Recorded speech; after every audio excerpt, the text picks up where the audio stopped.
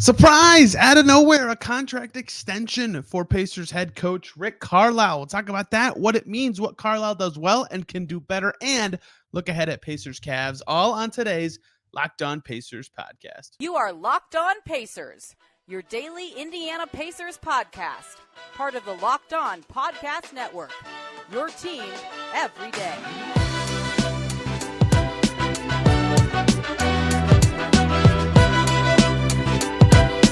Happy Friday, everybody. You made it through the week, and welcome into another edition of the Locked On Pacers podcast, where we, of course, talk about the Indiana Pacers. As always, my name's Tony East. I cover the team for Forbes and SI, and today we continue with the newsiest, busiest week I've had in a long time, and that fans have had in a long time, with the Indiana Pacers. Rick Carlisle, a contract extension for the Pacers head coach as he just starts year 3 of his second stint with the franchise. We'll talk about that. Why now? Why this makes sense, things Carlisle needs to do better, and then we'll look ahead at Pacers Cavs to close out today's show. What a week for the Pacers. It's Friday, right?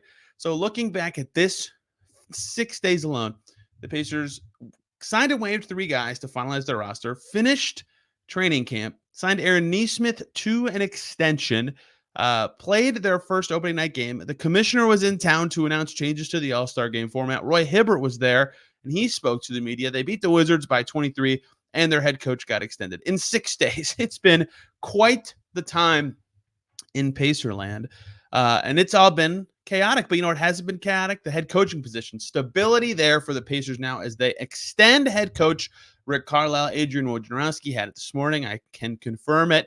And the Pacers announced it right after an extension for Rick Carlisle, with Kevin Pritchard saying in a team-issued statement, it goes without saying that Coach Carlisle is one of the most creative and successful coaches in the history of the league, so it's never a question that he continues to be the right person to lead our team. His ties to the organization and community run deep. His guidance and leadership are invaluable to our players and staff, and we're looking forward to working together for years to come as we build something special for our fans. Interesting. Out of nowhere. This really came out of nowhere. No details on how long Rick Carlisle's extension is, and no details on the money. The original reporting, if you'll remember, going back to 2021, Tim McMahon from ESPN reported that it was a 4-year agreement worth $29 million plus incentives, for Carlisle when he joined the Pacers. But what wasn't included was, 1, what those incentives are, and 2, if there were any option years, because this would be the third, right now, it would be the 3rd season of the 4. If there was a team option next year, technically this could have been his last year. There maybe wasn't. I would assume there actually isn't one, given Carlisle's history and pedigree. But you just never know with these coaching contracts. They are a lot harder to get into the public space. But there's been a lot of coaching contract talk this summer, and I think this could play into the why. I don't know this. Again, no one has said anything, but Monty Williams got a huge deal this summer. And I wonder if the coaching market is beginning to change, and I wonder what that meant for Rick Carlisle and what his deal looks like. We'll get to talk to him at practice Friday, so we can maybe get a little more details, though. He's not going to tell us his salary, but I am curious about that part of the timing. But no team wants a lame duck coach, right? So if next year was Carlisle's last year and the Pacers knew they wanted to keep him, well, okay, get the extension done, jump on it, get it done. So there's a couple reasons why, timing-wise, I guess, if you want to count those as reasons. But it's done. Rick Carlisle, the Pacers head coach, for longer than the 4 years he originally agreed with. This means it's at least 3 more years, including this season on his deal, if it's just a 1-year extension, and perhaps more. So let's talk about Rick Carlisle, the Pacers head coach, the good and the bad, because he's now their head coach for a while, presumably. And what has struck me about him during this stint, right, is how much he leans into the development, how much he enjoys it, and he's way better at it than he is given credit for. And we got to go back in time to storytell a little bit here. The Pacers were playing the Heat, Carlisle's first year coaching the team. This was a Brogdon, LeVert, Sabonis iteration of the Pacers still. I think it was early December. They were like 14-16 or something. So they were okay. A little worse win percentage at that moment than they had the year before with Nate Bjorkgren. And Jared Greenberg was on a TNT broadcast reporting on the Pacers, because the Pacers were playing on TNT. And he was talking about, if talking to Rick Carlisle before the game and saying, did you sign up for a rebuild with this squad? Because the Pacers were potentially headed that direction, given how their season was going. This was not too long away from when the Athletic reports came out about the Pacers considering changing direction and all this stuff. And Jared Greenberg said that Rick wasn't really a guy who signed up for a rebuild. And guess what? The Pacers immediately rebuilt. They traded Sabonis that season. They traded Brogdon in July. They traded LeVert in February. We all know what happened. And all of a sudden, Rick Carlisle, who's known for being this tactician who had all these brilliant defensive adjustments in the 2011 NBA Finals and has, turned lemons into lemonade with tons of teams, is coaching a young, developing team. And he loved it. I think he really enjoyed it. It was different for him from a change of pace perspective. And coaches like coaching, but when you get to work more one-on-one with players, in general, teams that are really good and have a longer season ahead of them because the playoffs practice a little less. Pacers practice quite a bit because they're working on development with their young guys. Carlisle gets all this time with these young players to develop, and he loves it, right? It really came out, and he shared all this affinity for it he has when they re-signed Jalen Smith, right? He really liked Jalen Smith as a person. He liked working with them and developing him. It also came out, you could hear him talk about it when they were talking about drafting Ben Mathurin, right? Mathurin came in for his first draft workout, and the Pacers were very impressed that he really wanted to come back in that night for a second workout that wasn't the originally scheduled and to get more work in. Carlisle talked about that, right? He loves moments like that where he can coach a guy, and Mathurin loves, of course, to be coached hard. So that is something that I think Rick is better at than he's given credit for. A lot of young guys have gotten better with the Pacers in the last couple of years under him. There's other guys who can, of course, improve as well. But Haliburton and Mathurin and Nembhard and Nesmith and Jalen Smith's development, or at least how they have grown since Carlisle got here and they've gotten here, has been impressive, right? That has been something good. Lloyd Pierce has worked with Miles Turner a lot. Turner had a career year last year, of course. Lloyd Pierce has worked with a couple guys that have had improvement. Aaron Nesmith being another one this summer. So the staff in general that Carlisle leads has developed well, right? And that's been really something that struck me about him. But he also combines that with the winning pedigree, right? 15th all-time in wins, is only like 48 wins away from 11th all-time in coaching wins. Obviously, has a championship and a Coach of the Year award under his belt. Like he combines those two sides of the coin well. And we'll talk about how he hasn't won with the Pacers yet in the second segment. We'll get there because I know someone just rolled their eyes at me saying that. And so all that, I think, is a very valuable part of Rick Carlisle being the Pacers coach on their current trajectory. He's also been big for Tyrese Haliburton, right? Not only from a development and growth perspective, but just trusting him to be Tyrese Haliburton, right? The Pacers did not have an identity. They kind of did under Bjorkgren, but not really. And there were a lot of in and out guys in the lineup that year. Was a COVID year, but they certainly didn't the year after. And even when they traded for Tyrese originally, they didn't. But with Tyrese now, especially last season, they have one. And Carlisle recognized his talent and helped set that in motion. He stopped, not completely, but he called way less plays. He talked about that. That's something he did last year. For the first time, it was the least plays he thinks he's called as a head coach. And Haliburton was a big part of that because Haliburton can call them. That trust is huge. And I think Carlisle, who's coached Jason Kidd, who's coached Luka Doncic, guys that he has called a basketball genius, he's put Haliburton in that category. I think he's the right coach for Haliburton right now, both from a development and winning perspective. And that alone could be a reason this happened. If you were the right coach for Tyrese Haliburton, the face of the Pacers franchise, then you were the right coach for the Indiana Pacers right now. I'll be curious to get Tyrese Haliburton's thoughts on this as soon as we can, but that is a leading reason to me, the fact that they have such a good working relationship, and Rick has history of success with those guys. And remember what Jarace Walker said on this very show a few weeks ago, right? He said, Jarace Walker, working with Carlisle, he said, "It's been awesome just knowing that your coach has that confidence and wants you to get better. He's taught me a lot of good things." And Walker's only been with Carlisle for 4 months now. So well respected by his players. And he's kind of a central figure with the Pacers. He's got good relationships with a lot of people. Haliburton's locked up for a long time now. So is Carlisle. I'll be curious about the length. We'll get to talk to him tomorrow, but an important figure with the Pacers, a now development coach for them right now, is locked up for a while, and he could very quickly turn into a coach guiding the team to wins instead of being focused on that development. But it hasn't been all sunshine for Carlisle, and there's some stuff he's going to have to prove on this deal for it to be the right choice for the Pacers Everybody's talked about the defense, and there's more to it than that. We'll talk about that stuff in the second segment here, but I have to talk to you guys about two wonderful groups of people before we do that. The first one being a new one, the folks over at Dave. At one time or another, we all need a little financial help, and that's why Dave is great. Dave can get you cash when you need a hand. Between paychecks, it can help you build credit by settling extra cash advances on time. Dave would have been so useful if you get hit with an expensive parking ticket you can afford, or an unexpected vet bill, or car service light that's been out for months. Dave is here to help.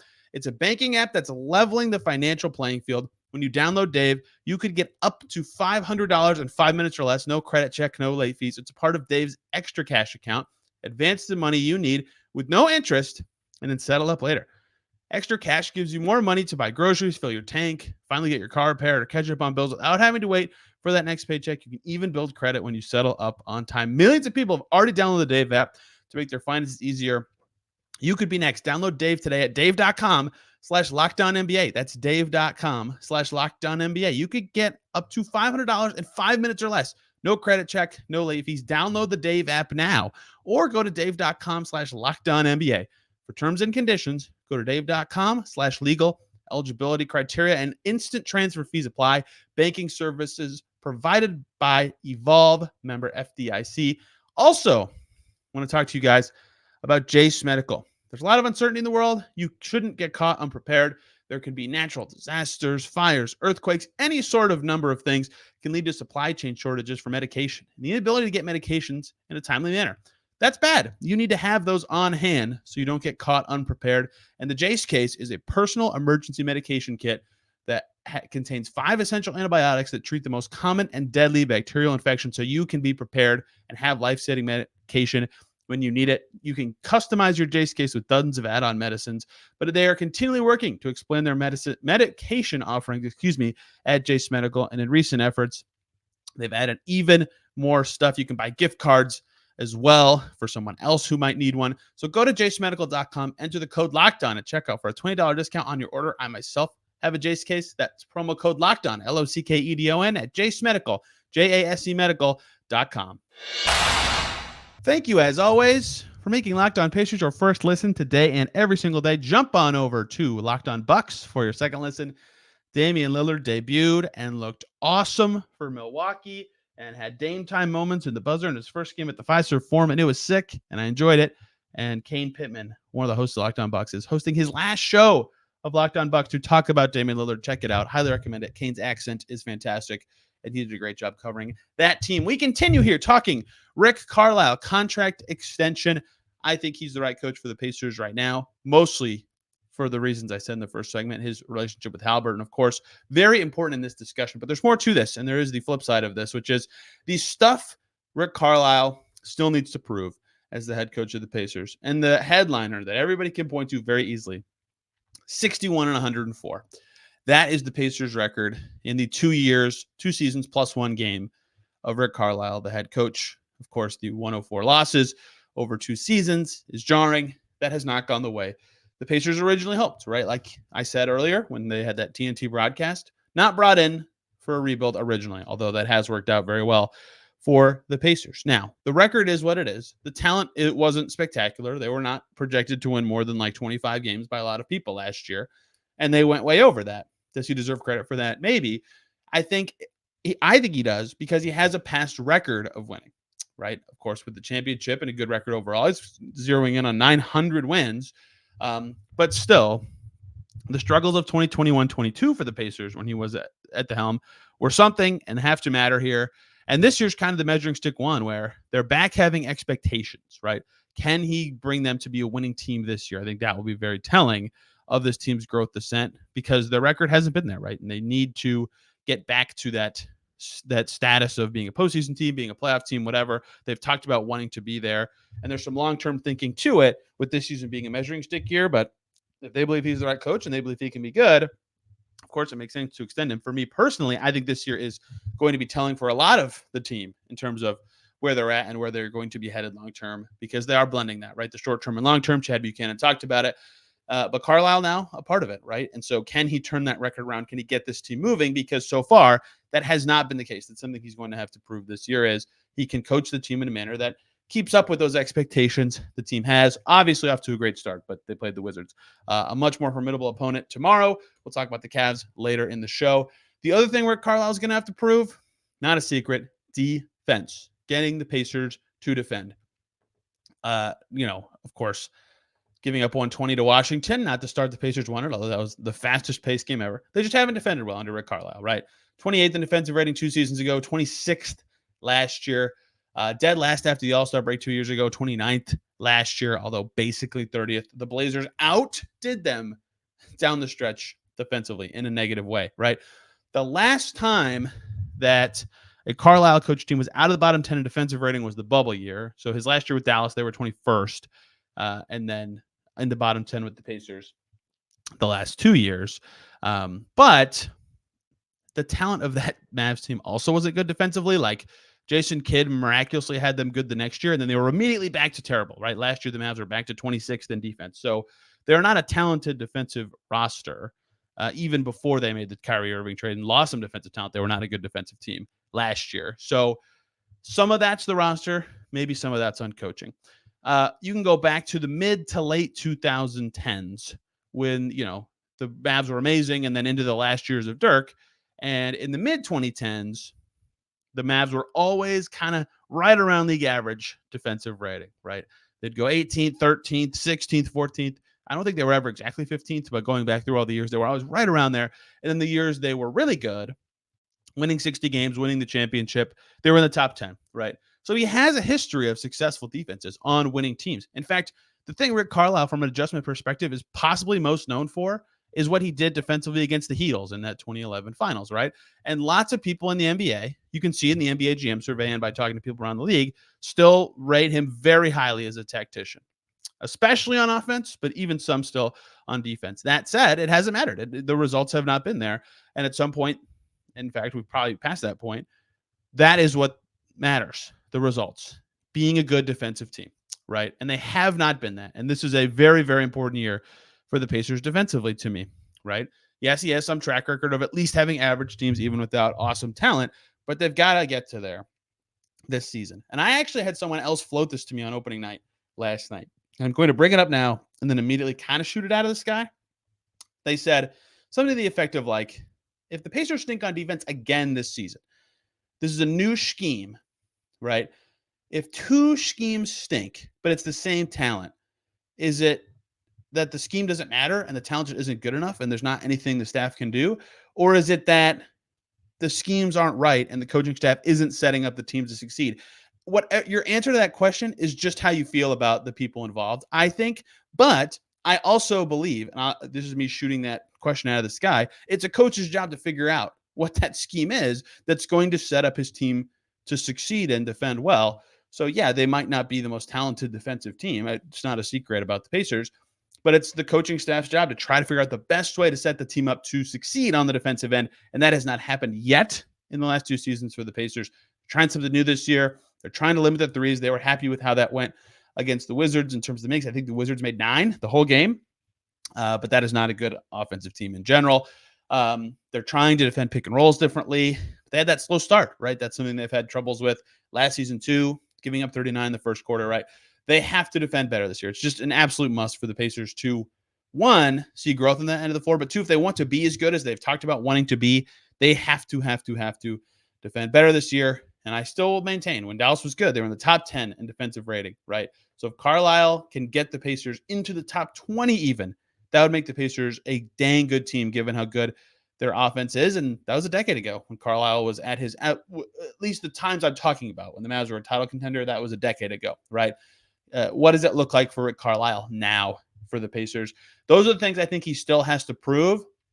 But that said, like I said at the top of this segment, at the end of last segment, he's the right coach for Halliburton to me. They have a strong relationship. He's done a good job developing him specifically, and that is really the core thing that matters here. Beyond that, Rick Carlisle is a key and important figure in a good way for the Pacers, and I think that extending him is going to turn out to be the right decision for the Pacers long term. Looking forward to hearing from him and the players on this on Friday. If there's anything more that comes out from this, I will include it in the next Locked On Pacers podcast. You can read more about it on si.com/NBA/Pacers, and I'll have more stories coming out. Again, as more information comes out. Let me know what you think about this by commenting down below on YouTube or tweeting at me at Tony R. East or the show at Locked On Pacers. But we're not done here yet. I want to talk about Pacers Cavs Game 2 Saturday night in Cleveland. I will be there. What to watch for in that game for the Pacers, because it's a big one. A much tougher opponent on the road.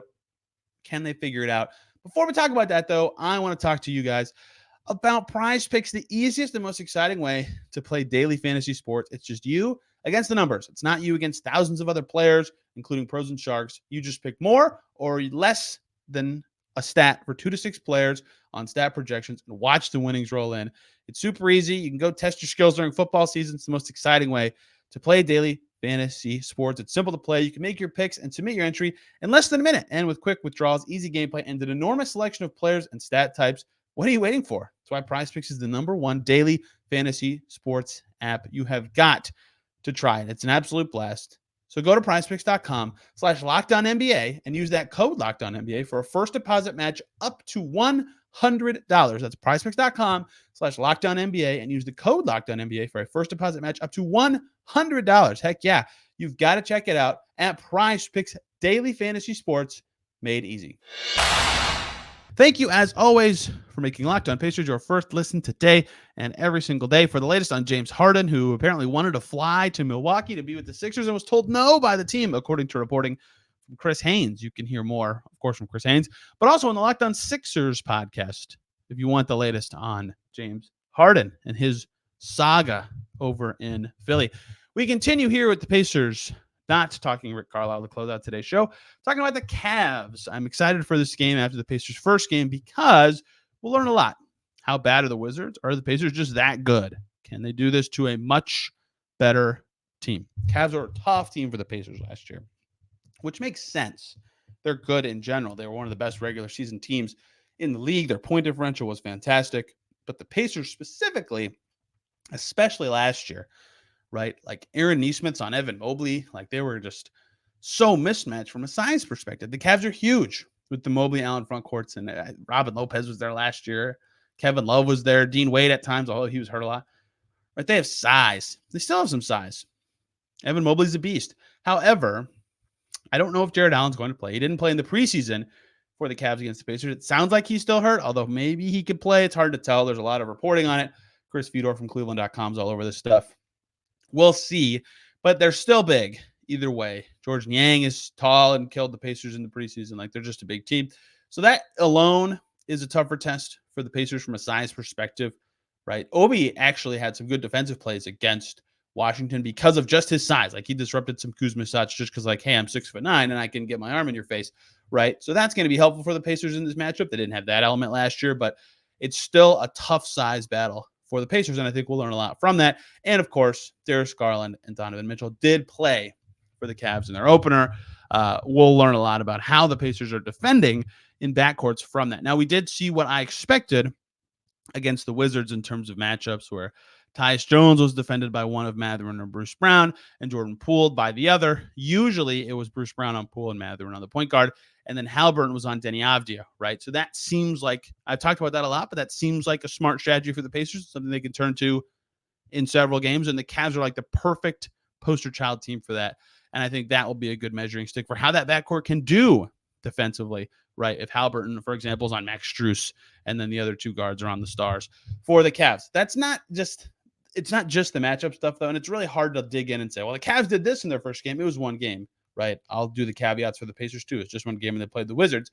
So the questions I'll be asking about the Pacers in this game, can they start better? Right. 34-39. They were losing to Washington the other first quarter on Wednesday. They've got to start better, especially playing a better team. Starts were a huge problem for the Pacers last year. Remember, their first quarter were a big problem. My theory that I still don't know if it's right or not is that Halliburton and Carlisle are just really good adjusters, and they feel a game out and they get better and better and better as the game goes on. But starting games better is certainly something the Pacers need to do, and they did not start well against Washington. They need to start better against the Cavs. Can they? Do they look like a team that's going to be able to, jump all over that problem and get rid of it? Can Miles Turner be better? Strong front court opponents, like I said, with size. Even if Jared Allen doesn't play, Evan Mobley's good, and they have other size on their team. Can Miles Turner be better than he was in the first game? I don't think he was atrocious against the Wizards or anything, but you didn't feel his impact like you did for a lot of Miles Turner games last year. Can he be better? Can he spread the Cavs out? That would be good for their defense and what he can do. And can he be less foul happy and a little bit more impactful on the defensive end? I'll be curious about that specifically. Number 3 thing I have written down for this game, can Andrew Nembhard keep this up, right? Can he make this closer to his expectation? And I have 2 reasons for that. One, because I think he can, and I want to see it continually. It's big for the Pacers. If all of a sudden Andrew Nembhard is a core piece and someone they value very much and someone they need to play a lot every game, that's significant to know. So if he can play well against one of the best defensive teams in the NBA and help the Pacers stay in the game, that's huge. His units are going to be valuable, and all of a sudden they might have to find ways to get him out there more often. So can he do it again? 12 points, 10 assists. I think he made his first 5 shots against the Wizards. He was fantastic. Is that leg kick shot in the lane a real weapon, right? Is that going to be his TJ McConnell 8-foot fadeaway? That would also be significant, right? So a lot of things I would like to see him answer. We've only seen him twice this year, including preseason. So he looks in shape now, and he kept up and did well enough against the Wizards. But seeing him do it again, I think would be encouraging for the Pacers and his long-term outlook, right?